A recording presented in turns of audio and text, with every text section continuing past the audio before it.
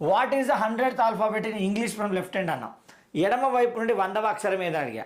అసలు ఎట్లా సార్ 100వ అక్షరం అంటే ఏంటి అసలు అంటే ఏం లేదండి. సపోజ్ నేను ఇక్కడ చూడండి ఇలా ABCD ఇలా రాసుకుంటూ వెళ్తే XYZ కదా, మళ్ళీ కంటిన్యూస్గా ఇలాగే రాసుకుంటూ పోవాలి.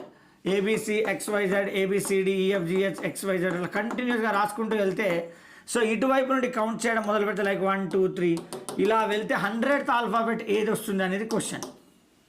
ఓకేనా, ఇలా కంటిన్యూస్గా యాడ్ చేస్తూ పోతే అంటే కౌంట్ చేస్తూ పోతే 100th ఆల్ఫాబెట్ ఏది వస్తుంది. సో దీనికి చేయాల్సింది ఏం లేదంటే just what we have to do అంటే సో 100ని just you should divide with 26 అండి, అంతే.